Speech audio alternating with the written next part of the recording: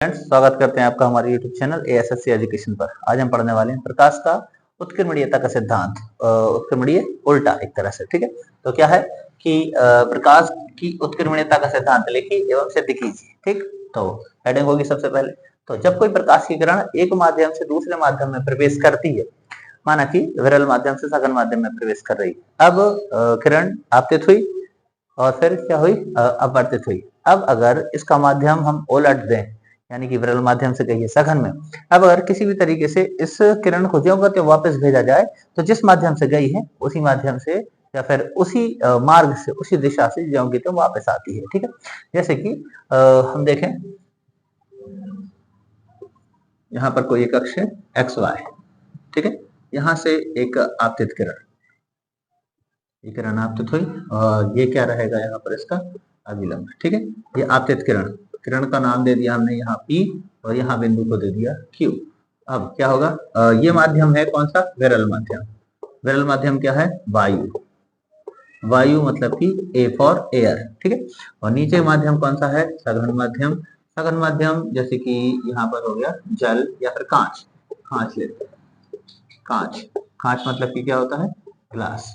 ठीक है, तो जब प्रकाश की किरण विरल माध्यम से सघन माध्यम में प्रवेश करती है तो क्या होता है, वो अविलंब की ओर झुक जाती है। ठीक है, यहाँ पर किरण आपतित हुई तो बना कौन, I। अब अविलंब की ओर झुक जाएगी, यानी कि यहाँ पर बनेगा R, अपवर्तन, रिफ्रैक्शन। ठीक है, अब अगर हमको क्या करना है, इसका माध्यम उलटना है।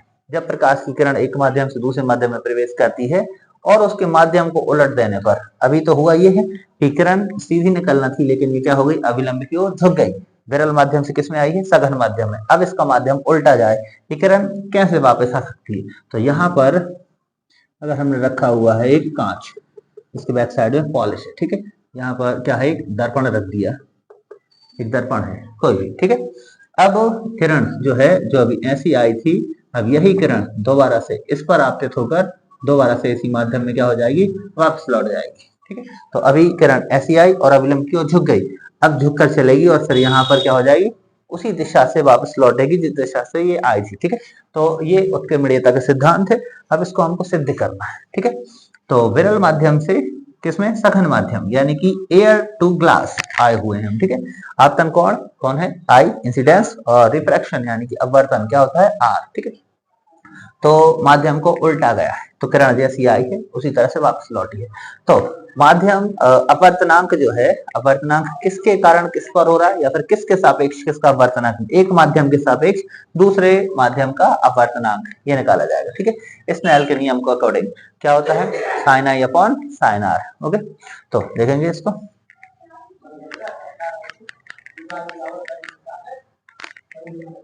तो यहाँ हम लिखें, सबसे पहले किरण जो है आ रही है कहाँ से, वायु से, किस में जा रही है, कांच में।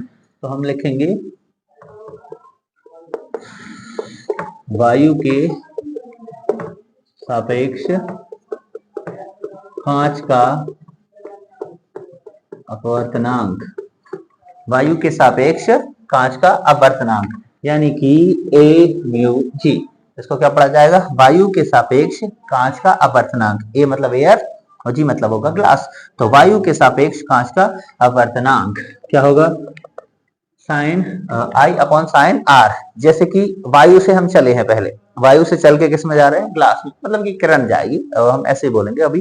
तो यहां से चले और यहाँ पर इंसिडेंस यानी कि आपतन कोण क्या हुआ, I, तो ऊपर ही रहेगा साइन I, अपॉन में क्या है, नीचे की तरफ गए तो क्या हुआ है, रिफ्रैक्शन, तो आएगा R, तो साइन R। ठीक है, अब वर्तनांक क्या होता है, दोनों माध्यमों में जो प्रकाश की चाल है उनका अनुपात। तो I इंसिडेंस और R है रिफ्रैक्शन, तो sine I upon sine R। तो एक माध्यम क्या रहा, वायु के सापेक्ष ग्लास यानी कि कांच का अपवर्तनांक, इसको ऐसे पढ़ना, A म्यू G, यानी वायु के सापेक्ष ग्लास यानी कांच का अपवर्तनांक, A म्यू G बराबर sine I upon sine R। इसको दे दिया समीकरण नंबर 1। अब इसके बाद क्या किया, किरण यहाँ पर आपतित हुई, यहाँ एक दर्पण रखा हुआ है। अब इस दर्पण से रिटर्न हो जाएगी किरण ज्यों की त्यों। तो अब कैसे जा रही है, ग्लास से कहाँ की ओर जा रही है, वायु की ओर। तो हम लिखेंगे कांच, ग्लास मतलब कांच, कांच के सापेक्ष किसका, वायु का अपवर्तनांक, कांच के सापेक्ष वायु का अपवर्तनांक। ठीक, क्या होगा, कांच के सापेक्ष, कांच के सापेक्ष मतलब कांच से जाना है वायु में, यानी कि ये हो जाएगा G mu A, G mu A, थोड़े से नीचे लिखते हैं, बराबर क्या हो जाएगा साइन। अब यहां से चले तो पहले कौन आएगा आर, ठीक है, तो यहाँ पर जो अब आपतन कोण होगा वो क्या होगा आर, और इस तरफ हो जाएगा आई, तो हो जाएगा साइन आर अपॉन साइन आई। ये हो गया कौन सा नंबर, सेकंड इक्वेशन। अब लिखेंगे समीकरण 1 व 2 से,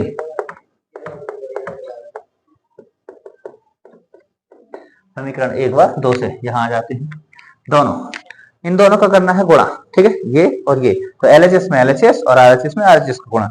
तो पहले नंबर है ए म्यू जी, दूसरा समीकरण है जी म्यू ए गुणित जी म्यू ए बराबर आरएचएस में आरएचएस का गुणा sine i upon sine r, sine i upon sine r, गुणा लगाकर sine r upon sine i, r upon sine i. तो ये सब के सब क्या हो गए, कट गए, ये ऊपर अंश में और ये हर में, ये आर ऊपर है और आर बटे में है, तो साइन आर से साइन आर, साइन आई से साइन आई, यानी कि टोटल निकल आया ए म्यू जी गुणे जी म्यू ए बराबर 1, ठीक है। अब गुणा वाली चीज कहाँ जाएगी, भाग में, तो हम ए म्यू जी को निकालें, क्योंकि ये पहला वाला माध्यम है, पहले वायु से कहाँ गए ग्लास में, फिर ग्लास से किस में गए वायु में, तो जी म्यू ए को हम पहुंचा दें 1 के बटे में, तो बराबर 1 अपॉन जी म्यू ए।